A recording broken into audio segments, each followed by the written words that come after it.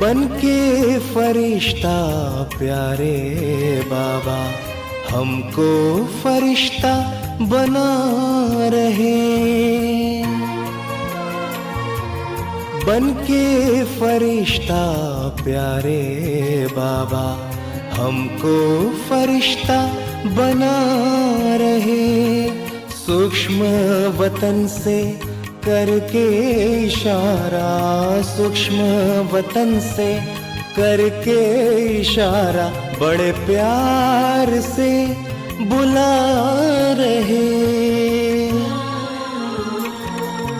बन के फरिश्ता प्यारे बाबा, हमको फरिश्ता बना रहे।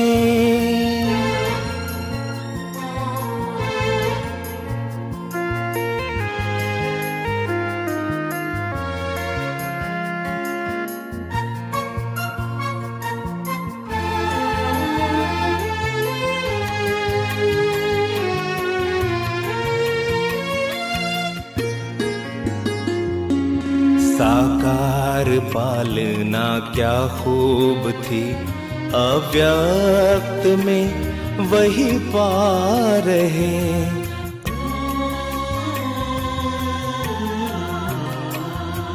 साकार पालना क्या खूब थी, अव्यक्त में वही पा रहे। अव्यक्त में अव्यक्त मिलन, साकार सा हम मना रहे। आज भी हर पल बाबा तेरे वरदानों को हम पा रहे। बन के फरिश्ता प्यारे बाबा, हमको फरिश्ता बना रहे।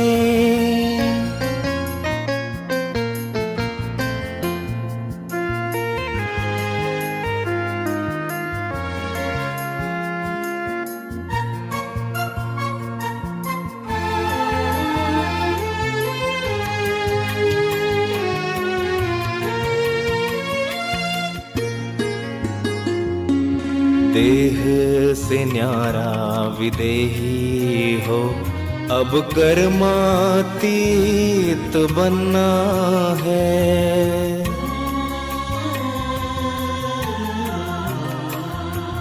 देह से न्यारा विदेही हो, अब कर्मातीत बनना है। व्यर्थ संकल्पों से हो परे, अब हमको घर जाना है। कदम कदम पर बाबा से श्रीमत जो हम पा रहे।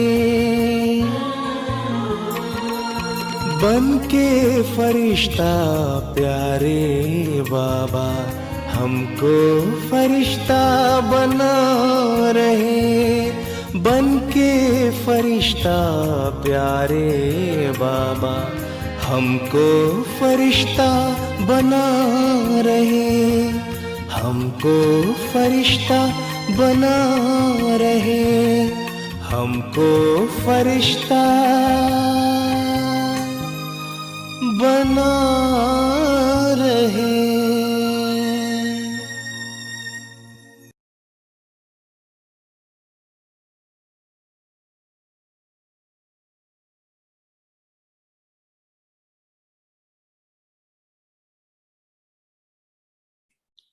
ओम शांति। ब्रह्मा बाबा की जीवन कहानी के इस तीसरे दिन में आप सभी का स्वागत है। कल हमने देखा कि बाबा के लौकिक परिवार वाले कौन कौन हैं और उनके बारे में जानने की कोशिश की।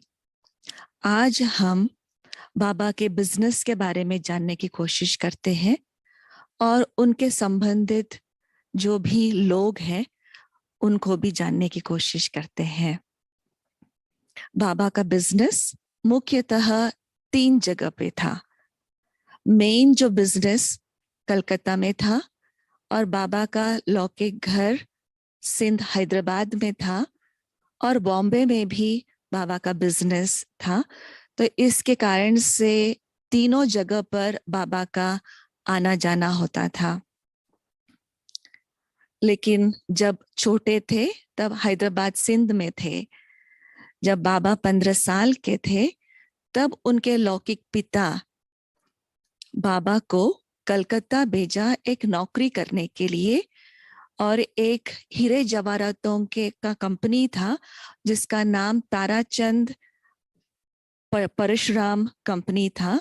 तो उस कंपनी में 15 रुपए पर मंथ सैलरी पर बाबा गए वहां 3 साल के कॉन्ट्रैक्ट के लिए। और 3 साल में बहुत सारे उन्होंने कुछ सीखा, बिजनेस ट्रिक्स सीखा, बहुत कुछ आगे बढ़े। और 3 साल के बाद जब वापस सिंध आए तो बाबा की शादी हुई उस समय जसोदा माता जी के साथ।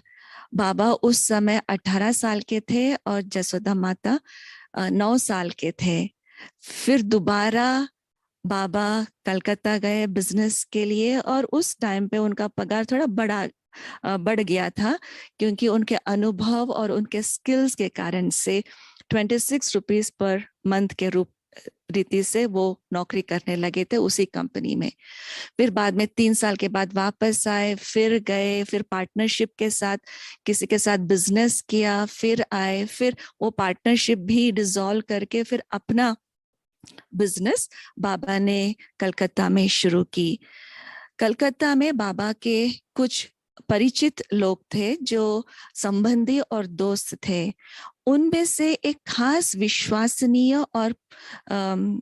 विश्वसनीय व्यक्ति थे, उनका नाम सेवक राम था, जिनके साथ बाबा ने पार्टनरशिप में लकीराज सेवक राम एंड सन्स नाम के व्यापार शुरू किया। कलकत्ता में सबसे नामी ग्रामी स्थान और प्रसिद्ध बिजनेस सेंटर उस समय न्यू मार्केट में था, जिसे चार्ल्स हॉग मार्केट के नाम से जाना जाता है। उस मार्केट के ठीक सामने एक 7 मंजिल का एक इमारत थी। उसकी पहली मंजिल पर बाबा ने दुकान, यानी उस समय जो हम गद्दी कहते हैं, उसे हीरे जवाहरातों के बिजनेस का स्थान बना दिया गया था फर्स्ट फ्लोर पे।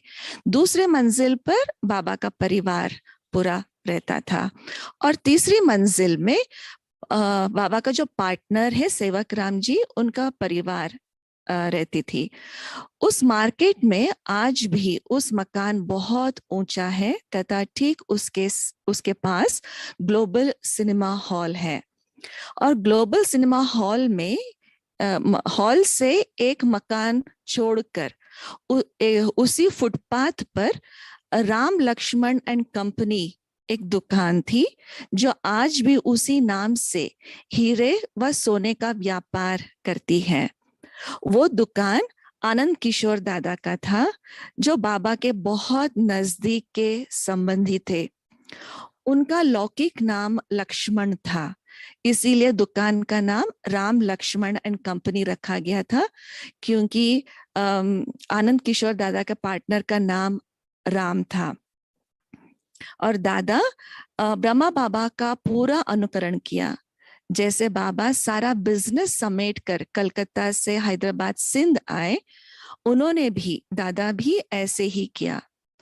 बाबा ने अपना बिजनेस अपना पार्टनर सेवक राम को दिया और दादा आनंद किशोर ने अपना पार्टनर राम को सारा बिजनेस दिया और अपने हिस्से का धन लेकर बाबा के पास चले आए।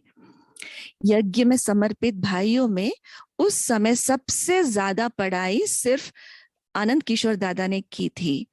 अंग्रेजी में ज्ञान की सभी बातों को लिखना, अनुवाद करना, मुरली अंग्रेजी में लिखना, अंग्रेजी में देश विदेश में पत्र व्यवहार करना और विदेशी जब आए उनको पालना देना, सब दादा आनंद किशोर का ही काम था।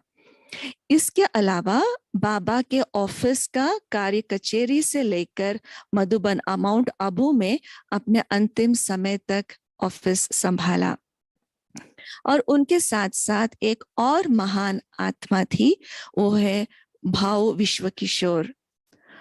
मुख्य न्यू मार्केट के ठीक बीचों बीच हीरे जवाहरातों के शोरूम जैसे एक बहुत बड़ी दुकान थी, जिसमें सभी प्रकार के गहने थे। वो जवाहरात का जैसे एक म्यूजियम था।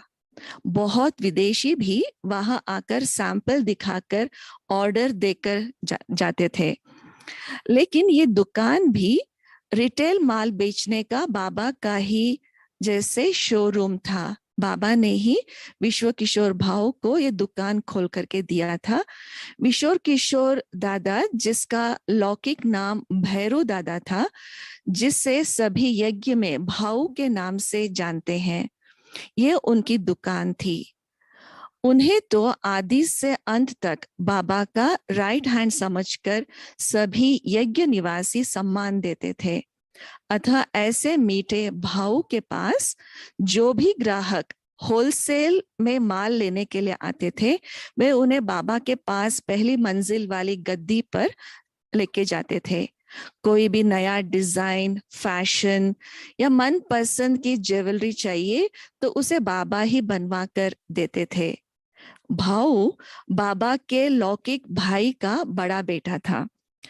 बाबा के 3 भाई थे। पहले जो भाई है उनका नाम दादा तुलसीदास जी, और दूसरा भाई का नाम है नवल राय जी, और तीसरे में बाबा थे। तो जो पहले भाई का बेटा तुलसीदास जी जो थे, उनका बेटा भाऊ थे। तो अतः बाबा पर शुरू से प्रेम और विश्वास होने के कारण वो जैसे कि परिवार के सदस्य ही थे। शुरू से जो बाबा ने कहा वो हाँ जी हाँ कहकर सब कुछ करते थे। इनका भी श्रेष्ठ चरित्र और दिव्य जीवन कहानी है, तथा वे भी बाबा को अनुकरण करके सारा बिजनेस समेट कर कराची चले आए थे। अंत तक बाबा के अंग संग रहकर बाबा के हर आदेश का पालन किया। ज्ञान की हर योजना को कैसे विधि पूर्वक किया जाए, उसे बाबा के आदेश व श्रीमत प्रमाण एक्यूरेट करते रहे। उन्हें सभी कार्यों में सफलता जैसे कि वरदान के रूप में मिली हुई थी। सन 1967 में वे अपना पार्थिव शरीर छोड़ एडवांस पार्टी में चले गए। और साथ साथ बाबा के परिवार में एक और विशेष आत्मा थी, जो भाऊ के युगल थी, जिसे सभी संतरी दादी के नाम से जानते हैं। वैसे तो ये बाबा के घर में बहू के रूप में आए थे, लेकिन उनका पूरा ही पाठ बेटी के समान था। वैसे निर्मल शांता दादी को बाबा बहुत प्यार से पालू कहते थे, क्योंकि सभी को पता है कि वहां उस समय एक आम आता था जिसका नाम पाली था। तो बाबा सिंध भाषा में कहते थे पाली आम मीठो, यानी पाली आम मीठा है, ऐसे ही तुम पालू बच्ची हो। उसी रीति से बाबा को दूसरा फल जो बहुत पसंद था वो था संतरा। उसका रंग रूप बहुत सुंदर होता है। संतरी दादी का चेहरा, मीठी प्यारी बातें व सेवा के कारण बाबा उनको हमेशा संतरू बेटा कहकर के बुलाते थे। बहू के रूप में तो उन्हें बाबा के सामने कम बोलना व एकदम नहीं बोलना पड़ता था, क्योंकि उन जमाने में बहू ससुर के सामने ज्यादा बोलते नहीं थे। वो सिर झुकाकर चलते थे। उस समय के समाज के अनुसार लौकिक ड्रेस में साड़ी व सलवार कुर्ता और चुन्नी आदि पहनना होता था। सिर ढककर चलना होता था। यह घर का रिवाज था। लेकिन बाबा ने एक दिन शुरुआत में जब 1-2 बार सिर पर चुन्नी ढककर तथा गर्दन झुकाकर चल रहे थे, वह शर्म करना देखा, तो झट से सभी के सामने चुन्नी को हाथ से उतारकर यशोदा मैया को दे दिया और कहा कि आज से कभी भी ये बहू के रूप में इस प्रकार का कोई भी चाल चलन नहीं अपनाएगी और ना ही ऐसे कपड़े पहनेगी। जैसे पालू पहनती है रहती है ऐसे ही पहने, चले और बोले। तब से वो बाबा की बहुत प्यारी संतरू बच्ची बन गए। बाबा ने खास संतरे के कारण ही दादी का नाम संतरू रखा था। जब सीजन में रोज टोकरा भर कर के संतरे आते थे तो उनका रस निकालने की सेवा संतरी दादी ही करते थे। घर में तो सभी को मिलता ही था। साथ साथ गद्दी में जो भी ग्राहक व काम करने वाले होते थे उनका भी उस समय चांदी के ट्रे में सजाकर ग्लास भर कर सभी को संतरे का जूस पिलाया जाता था और वो संतरी दादी ही करते थे। खाना बनाना पकाना ये तो बाबा करने ही नहीं देते थे। घर में बहुत प्रकार के सर्वेंट्स थे, मेड्स थे, कुछ अंग्रेजी थे, कुछ मारवाड़ी थे, कुछ इंडियन थे। तो अलग अलग प्रकार के जो सर्वेंट्स थे उनके अलग अलग ड्यूटीज भी होती थी। घर की सफाई, खाना बनाना, नहलाना, कपड़े की धुलाई आदि सब काम नौकर ही करते थे। मीठी संतरी दादी भी प्यार से सभी की सेवा करते हुए भाऊ के साथ साथ बाबा के घर में ही रहते थे।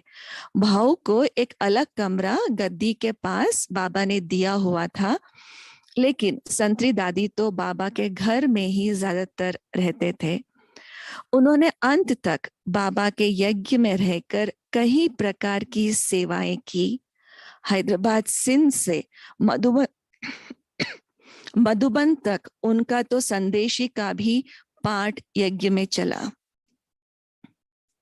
साकार बाबा के शरीर छोड़ने के बाद अव्यक्त बाप दादा की पहली पहली पदरामणी संतरी दादी के तन में ही हुई थी और अव्यक्त पाठ की पहली मुरली भी 21 जनवरी 1969 को संतरी दादी के तन द्वारा ही चलाई थी। इतनी भाग्यशाली, पवित्र, निर्मल आत्मा दादी संतरी थी जिसके तन में बाबा की प्रवेशता हुई थी। इसके बाद मीठी दादी ने मधुबन में स्टॉक संभालने की सेवा की। बाबा ने संतरी दादी को 1970 में कलकत्ता भेजा। फिर 1970 से लेकर 1990 तक दादी कलकत्ता में निर्मल शांता दादी के साथ सेवा करते रहे और 11 नवंबर 1919 को जब निर्मल शांता दादी मधुबन के लिए आ रहे थे तो संतरी दादी ने निर्मल शांता दादी को कहा कि दादी मैं भी बाबा से मिलना चाहती हूँ। और निर्मल शांता दादी ने कहा कि भला अभी अचानक ये संकल्प कैसे आया। फिर संतरी दादी ने कहा नहीं, बाबा से मिलने का बहुत दिल हो रहा है, मैं वापस जल्दी आ जाऊंगी, 2 दिन में वापस आ जाऊंगी। ड्रामा की भावी मधुबन दादी आए, लेकिन दिसंबर 13, 1919 को सदगुरुवार अव्यक्त बाप दादा के आने का दिन था। मीठी संतरू दादी ठीक अमृत वेला 3 से 4 बजे के बीच में वतनवासी बाबा के पास सोए सोए ही पहुंच गई। फिर शाम को बाबा की पधरामणी हुई तो बाबा का संदेश सारा यही था कि संतरी बच्ची की दिल थी कि बाबा की गोद में शरीर छोड़ो। बच्ची का सारा कर्म बंधन चुक्त हो गया था। बच्ची ने संकल्प किया, बाबा मैं आऊं। बाबा ने बुला लिया। तो आप सभी भी ऐसे ही शरीर छोड़ना चाहते हैं ना? बाबा ने पूछा। ऐसे बाबा का संदेश सुनकर सभी को लगता है कि ऐसी महान आत्मा कितनी यज्ञ की वफादार, फरमान बरदार और विशेष आत्मा थी, जिसे आज भी ये याद करते स्नेह से दिल गदगद हो जाता है।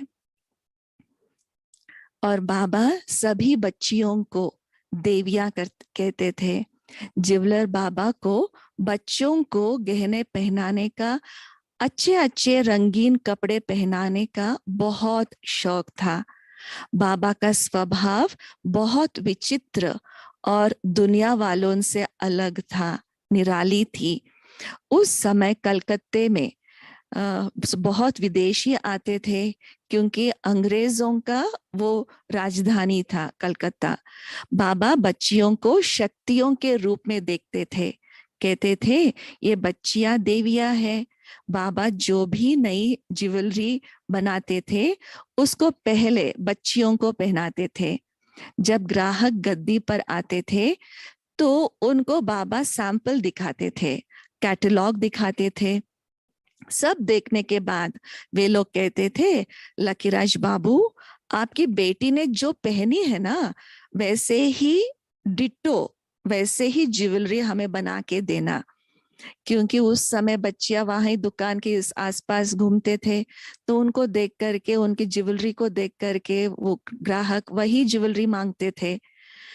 तो एक बार कलकत्ते में रानी एलिजाबेथ आए थे। उस समय बाबा ने हीरों का एक बक्कल बनवाया था, जिसका सूर्यों की किरणों जैसा डिजाइन था। पहनने पर ट्यून बजती थी हीरों की चीज, हीरे से बनाया गया था, लेकिन उसमें ट्यून बजती थी। उसको पहना कर बाबा, निर्मल शांता दादी को पहना कर बाबा रानी के पास ले गए। बाबा ने तो रानी को बहुत सारी ज्वेलरी और कैटलॉग्स वो सब कुछ दिखाया। वो उसमें से भी कुछ ले रहे थे और दादी तरफ भी देख रहे थे, और रानी जो है दादी की तरफ भी देख रहे थे। उसने दादी को उठाकर, क्योंकि दादी उस समय बहुत छोटी सी बच्ची थी, उनको उठाकर अपनी गोदी में बिठाया। और जब बिठाया तो वो बक्कल ट्यून बजने लगा। ट्यून बक्कल से, बक्कल माना यहाँ जो लगाते थे, जो रॉयल लोग यहाँ जो ब्रोच कहते हैं, जो कहते हैं, तो वो है बक्कल माना। तो उसमें ट्यून बजने लगा और उन्होंने कहा, रानी ने कहा कि लकीराज बाबू, आपकी बेबी के पास ये जो ज्वेलरी है ना, वैसे ही मुझे भी एक चाहिए। उसको तो मांग सकते थे, लेकिन फिर उस समय वो दे नहीं सकते थे ना, निकाल करके, बच्ची से निकाल करके वो दे नहीं सकते थे। तो बाबा ने कहा ठीक है, ऐसे ही बनवा करके आपको दे देंगे। तो बाबा वंडरफुल तो थे ही। रात को सोते, जब बच्चे सोते थे, सारी ज्वेलरी निकाल करके उतार करके सोते थे। सवेरे उठकर घूमने जब जाते थे तो फिर दादी ने बाबा को कहा, बाबा मुझे तो वही वाला बक्कल वाला, वो बाजे वाला बक्कल चाहिए। बाबा ने बहुत प्यार से कहा कि बच्ची, तुम बासी रोटी खाओगी? तो दादी ने कहा, बाबा तो चतुर सुजान थे, बहुत युक्तिबाज थे। तो बाबा ने पूछा कि बच्ची, आप बासी रोटी खाओगी? तो दादी ने कहा, नहीं, मैं तो गरम गरम खाऊंगी, ताजी रोटी खाऊंगी, बासी रोटी क्यों खाऊं? फिर बाबा ने कहा, अच्छा, फिर वो पुराना बासी बक्कल कैसे पहनोगे? तुमको फर्स्ट क्लास नया बक्कल बनवा के दूंगा। वो तो पुराना मॉडल हो गया है, नया मॉडल बना करके तुमको दूंगा। ये सुनकर दादी बहुत खुश हो गए कि ये नया मॉडल मुझे पहनने को मिलेगा, ज्वेलरी मिलेगी। इस प्रकार बाबा बच्चों को सदा खुश रखते थे, कभी चेहरा छोटा होने नहीं देते थे। जो कल पहना था उसी को आज बिक्री कर देते थे। उसी प्रकार वो बाजे वाला बक्कल रानी के पास चला गया। बाबा बच्चों को रोज नई नई ज्वेलरी पहनाते थे। इसको देखकर बाबा का पार्टनर बाबा से कहा कि तुम रोज नई नई चीज बच्चों को पहनाते हो और उसी को बेचते हो, ऐसे क्यों करते हो? तब बाबा ने कहा कि देखो सेवक राम, ये बच्चियां शक्तियां हैं। एक कन्या 100 ब्राह्मणों से उत्तम होती है। इनको पहना कर बेचते हैं तो अच्छा दाम मिलता है। सेवक राम जी पार्टनर तो थे जरूर, लेकिन बिजनेस में उतना ध्यान नहीं देते थे। बिजनेस सारा बाबा के द्वारा ही चलता था, क्योंकि रॉयल फैमिली से मिलना, उनके साथ उठना बैठना सब बाबा का ही था। तो बाबा का ही प्रभाव पड़ता था सभी के ऊपर। निर्मल शांता दादी सन 1980 में विदेश यात्रा में गए थे और उस दौरान लंदन भी गए और वहां फिर पैलेस भी देखने गए, रानी एलिजाबेथ का महल देखने गए। वैसे तो वहां पब्लिक को नहीं देते हैं, लेकिन लंदन के अपने भाई बहनों ने रानी के मैनेजर को बताया कि ये हमारी संस्था के संस्थापक की बेटी है। तो मैनेजर ने राजमहल के अंदर जो तो रिस्ट्रिक्टेड एरिया था तो वहां भी ले जा करके दिखाने लगे। तो राजमहल देखते देखते उस एक शोकेस के पास आए जिसमें तरह तरह की ज्वेलरी रखी हुई थी। उस ज्वेलरी में बाजे वाला बक्कल भी था जो दादी के ऊपर था, फिर रानी को दिया गया था। उसको देखते ही निर्मल शांता दादी ने मैनेजर से पूछा, इस बक्कल में ट्यून बजता है ना? तो वो एकदम फंक हो गया मैनेजर, ये तो ब्रह्म कुमारियां है, उनको रानी की प्राइवेट चीजों के बारे में कैसे पता लगा? इस शोकेस को ताला लगाया हुआ है, फिर इस बक्कल में ट्यून बजता है, ये इनको कैसे पता लगा? शायद ये कोई जासूस है। उस मैनेजर ने जाकर रानी जी को कहा। तो रानी ने कहा कि अच्छा ले आओ, उससे मैं पूछती हूँ कि वह कौन है। जैसे ही सब रानी के सामने गए और दादी को देखा और दादी को पहचान लिया रानी जी ने। देखते ही दादी को गले लगाया और पूछा, बाबा कहाँ है? बाबा के बारे में दादी ने सारी बातें बताई। तो उनको बहुत बुरा लगा कि क्योंकि 1980 में बाबा तो नहीं थे ना। फिर उसने अपने सेक्रेटरी से कहा, उस बक्कल को तो उसके बाप ने ही बना के दिया है। इसके पहनते इन्होंने पहना था, पहन के बक्कल उसको देख करके हमने ये बक्कल खरीदा था, इसीलिए इसको मालूम है कि इसमें ट्यून बजता है। वो सेक्रेटरी को बताने लगी कि इसके बाप का स्वभाव बहुत मीठा है। फिर उसने दादी से पूछा कि तुम बचपन में मैं तो गले में, हाथ में, बालों में सभी ज्वेलरी पहनते थी, तो रंगीन कपड़े पहनती थी, अब क्या हो गया? सफेद साड़ी पहनी है, कोई ज्वेलरी भी नहीं पहनी है, ये ट्यून वाला बक्कल पहनेंगे? तो दादी ने बहुत प्यार से कहा, नहीं, अब तो मैं सन्यासीन हो गई हूँ, ज्वेलरी आदि नहीं पहनते। उसके बाद बहुत प्यार और इज्जत दी और ऐसे थोड़ा समय बातचीत किया और बहुत खुश होकर के आए।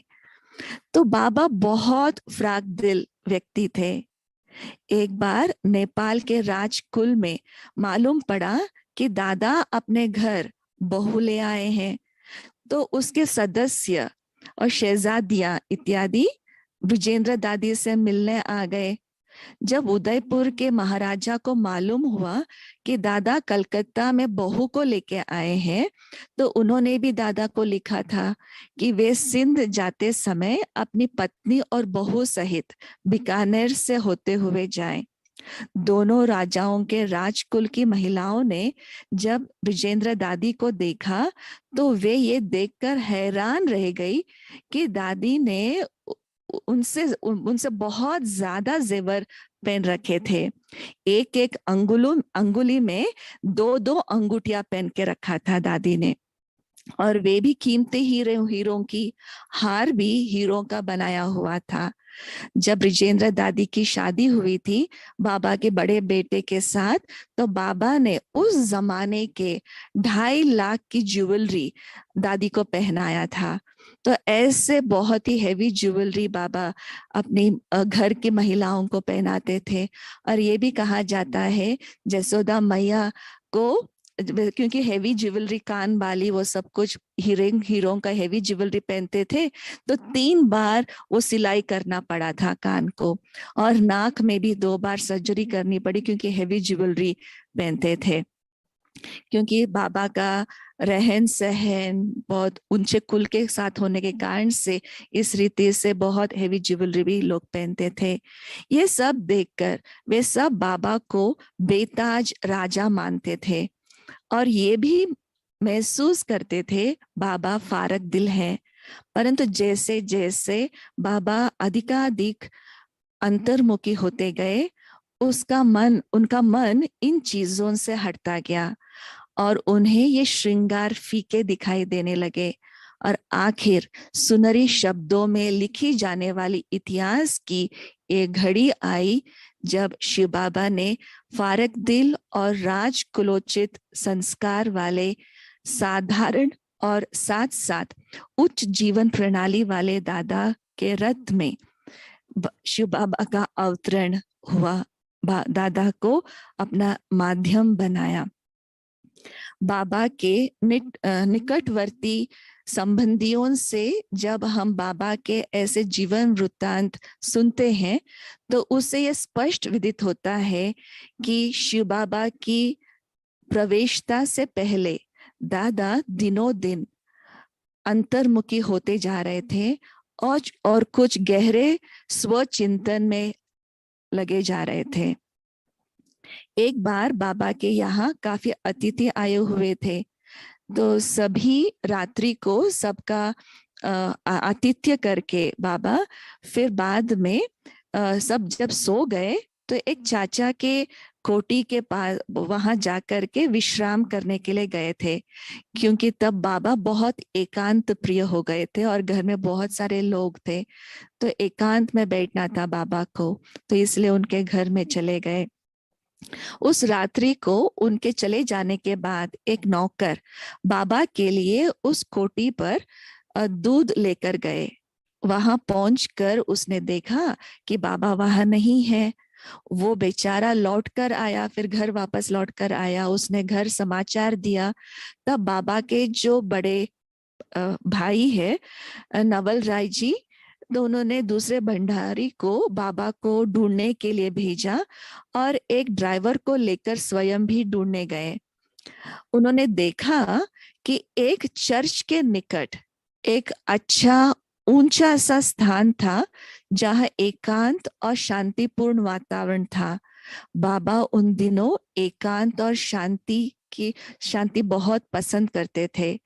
ऐसा वातावरण देखकर वे वही एक बेंच पर बैठकर गहरे चिंतन में मग्न हो गए थे। भाई ने पीछे से जाकर बाबा को टच किया और उठाया, तो दादा ने पीछे मुड़ते हुए उनको देखकर कहा, भाव अभी चलता हूँ। बाबा ने ख्याल नहीं किया था कि उन्हें कोई ढूंढते हुए वहां तक आ पहुंचेंगे। उन दिनों वे मनन चिंतन में ही रहते थे। बाबा सारी सारी रात तपस्या में बैठे रहते थे। विशेष तौर पर चांदनी रात को वे काफी देर तक प्रभु चिंतन करते रहते थे। देखा जाए तो साकार बाबा अपनी भक्ति काल में ही भगीरथ पुरुषार्थ में लग गए थे।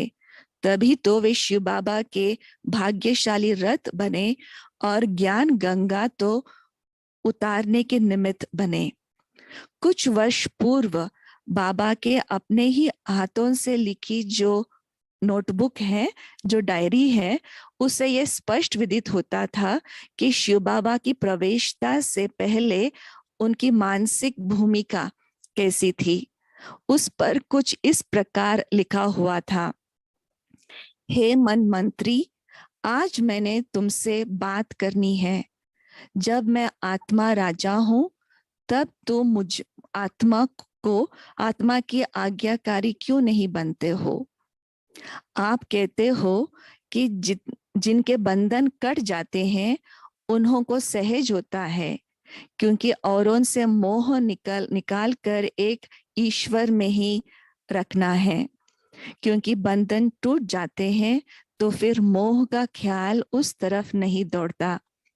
ये सब बाबा की डायरी में लिखा हुआ है। बाकी व्यवहार भी छोड़ देना है। कुटुंब से मोह टूटा तो बंधन खलास, फिर तो सहज होता है, या कुछ ना हो तो कुछ नहीं हो तो ये पेट पूजा तो सहज मिल जाता है। तो ईश्वर जरूर पहुंचाता है, जो जरूरत है तो परमात्मा जरूर वो दिलाता है। शरीर के साथ ये खुद जिम्मेवारी उठाते हैं, मतलब परमात्मा जिम्मेवारी उठाते हैं। बाकी पीछे फुर्नों के बंधन कट गए तो बहुत ही सहज है। शांत होकर बैठना शांत रूप होने का ही है अभी। क्यों मन ऐसा, क्यों बंधन में फंसा हुआ है? तुम समझो कि बंधन तुम्हारे खलास हो गए। समझो कोई भी तुम्हारा नहीं है, सभी नारियां देवियां हैं, सभी नर देव है, सब एक है। या सोचो मैं तो मर गया हूं, यानी ये देह है ही नहीं। ये निश्चय कर लो तो तुम्हारा कुछ नहीं है, इस संसार में कुछ नहीं है। मैं हूं ही नहीं, मैं मर गया। बाकी हे नाथ तू ही तू है, हे भगवान तू ही तू है, मेरा कुछ नहीं। भाई पक्का कर लो कि ना कोई तुम्हारा, ना तू किसका। मेरा कुछ नहीं, सब तेरा। जो आज मेरा है वो सब हो गया तेरा। तो ऐसा पुरुषार्थ दादा लेखराज का बाबा केशव बाबा के अवतरण से पहले ही ऐसा बहुत ज्यादा पुरुषार्थ होता था। इस प्रकार अंतर्मुखी होकर अपने को सुधारने और संवारने की प्रबल चेष्टा उनमें स्पष्ट दिखाई पड़ती थी। तो कौन सी एकदम सुख सुविधा से भरपूर, एकदम वैराग्य जब आया, फिर सब कुछ छोड़ छाड़ करके बाबा के यज्ञ में सब कुछ बाबा ने स्वाहा कर लिया। तो बाबा जैसे हमें भी त्यागी तपस्वी बनने की जरूरत है। कई बार मैं सोचती हूँ बाबा ने या दादियों ने जितना लेवल में उन्होंने त्याग किया है, हमारा त्याग कुछ भी नहीं। बाबा के बहू या फिर जसोदा माता के हाथों में इतने हीरों की अंगूठी होती थी, इतने जेवर था, लेकिन बाद में जब मधुबन आए, यहाँ पांडव भवन आए, तो वो झाड़ू पोछा भी करते थे, साफ सफाई भी करते थे, साधारण सूती के कपड़े पहनते थे। तो उनके त्याग के सामने और कोई त्याग है ही नहीं। बाबा से और दादियों के त्याग तपस्या से हमें बहुत कुछ सीखने की जरूरत है। इन्हीं प्रेरणाओं के साथ सभी को गुड नाइट, ओम शांति। फिर से कल मिलेंगे।